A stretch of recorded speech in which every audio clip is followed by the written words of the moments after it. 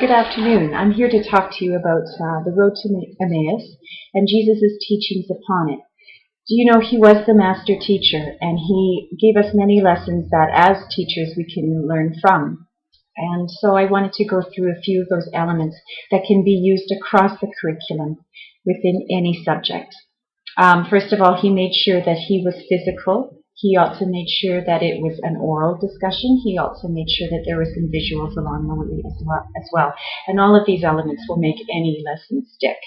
There's a lot of symbolism in the fact that he started on a road with these two gentlemen.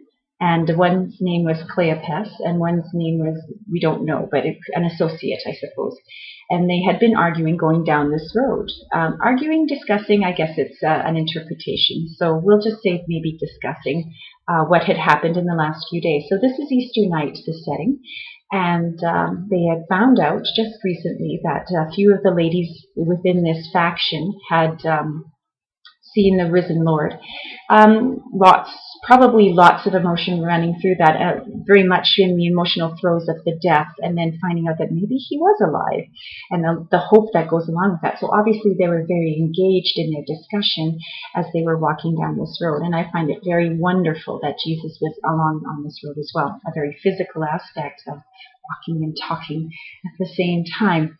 And I find it beautiful that at the end of this lesson, they move away from the emotional heartbreak of what had been happening to solid foundation, and they became empowered to share with others, including the leadership of this faction, this Christian faction, to they were empowered to share with them. And again, the Spirit came upon the leadership of this faction to keep going, to exhort.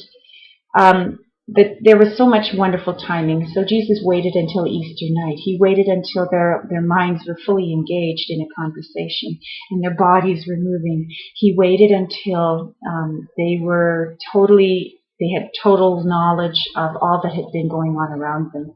And here was this new thing, this hope that he was alive. And so he waited until the perfect opportunity had arisen. So he also had a wonderful questioning technique. So in a very innocent manner, he decided he was going to get their personal knowledge going and to, question them, what's going on here? What are you going through? And in a way, they got to become powerful in how they answered them because they didn't recognize him. So they quite innocently just sort of did direct instruction for him and schooled the master on what had been happening lately. And because they were able to do that, they were able to give their insights and to become even more fully engaged with the stranger.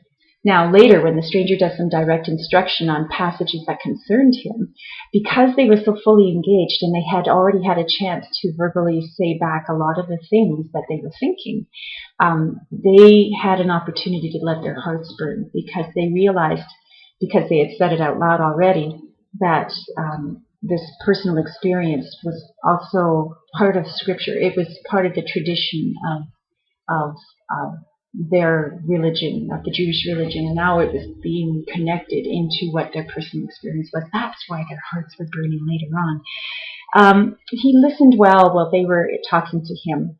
Jesus was an excellent listener, and he knew what their hearts were about, and he knew that they needed someone to talk to. He knew that they needed to say it, and to say it in a very authentic way, so that he listened to them and he asked them questions about all of that. And he also gave options as he went through this lesson, like does he need to be there for their entire journey to Emmaus? It turned out that he did, but he didn't have to be, and this is where we have assessment for learning going on here. He needed to know if he needed to be all the way, and apparently he did. But think about that. Every teacher needs to know that information. We need that feedback to know, have you learned that? Oh, you need a little more? Okay, well, I'll give you a little more. And that's what Jesus was doing in that situation. Because you know what? Knowing the entire world and all of humanity, he probably could have been teaching somebody else there, but they still needed his attention. So he gave it to them, no problem. And So he said, okay, you're not quite finished learning this lesson, even though I told you all those scriptures? Fine.